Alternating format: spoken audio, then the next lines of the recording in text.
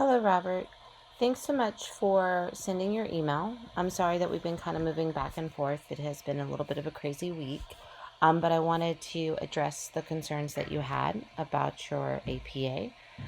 Unit 5, which was your first attempt, was a little bit higher than your second attempt because the writing process privileges that revision and that editing. Now, if you look at both of the scores, you will note that there are some similar areas.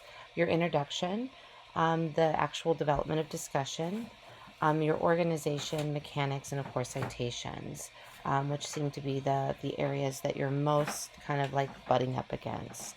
Now, that was your revised draft. Your first draft, I think that you had some good starts. You just didn't really revise based on the comments and the feedback, and of course, just the reviewing. Um, Both of your drafts, your Unit 5, which is over here on your right side, and your Unit 3, or not, sorry, your Unit 6, um, kind of have similar errors when it comes to both APA and also just the writing style. Traditionally, introductions have the who, what, when, where, why, and how. Right now, you have some very basic information, but you're not really giving us a frame for the reference, the exploration of tornado formation, right? Um, you also um, don't want to do this type of citation, and you have echoed that again. Um, One of the best places to look for citation information is actually blog.apastyle.org. It's a website that's run by APA. It is authoritative and it is very helpful. You can search it and you can use it in a variety of different ways. It can be really helpful at just kind of giving you a good frame so that you can kind of think about how you actually do cite these things.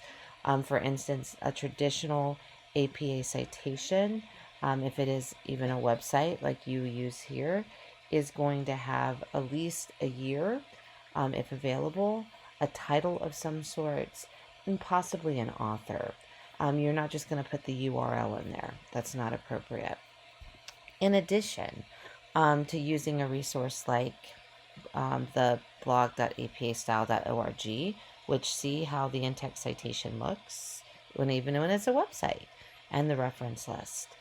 This is something that you can use and you can access, and I think will help you. But you have a reference here from Donald, and so you wouldn't use the first name. You would just say the last name of the author, the year, and I'm not sure if this is the title. I'm not sure if this is the quote. So if it is a quote and a direct quote that's not properly formatted, you could search on the APA blog how to cite a direct quote. And if you put that in, then all you need to do is then look and see. Traditionally, when you pull this information, it'll have 4 or 5 different examples that you can use that can be really helpful, which can make that a lot more clearer for you when it comes to how we actually do those types of citations, because this is not correct at all. These are the 5 different ways that you could have done it with Prothero, but not in this way. And since you didn't really change it from this section to the other section, it's not even appropriate. In addition, you have this list that you want to be really careful about that should be, and this other list that should be cited. And of course, your references need to be reformatted. So that's a lot of what you're doing with APA. Like I mentioned, the introduction needs to be really refined. And then, of course, I would also recommend looking at paragraphing. Remember, paragraphs should have 4 elements: a main idea, evidence that supports that main idea, analysis, and a link. And right now, most of your paragraphs are just main ideas with maybe evidence, maybe not. So you might want to think about developing those too. Please keep me posted and let me know if you have any questions. And I'm happy to try to arrange a chat that works with both of our schedules. Thanks so much and have a great day.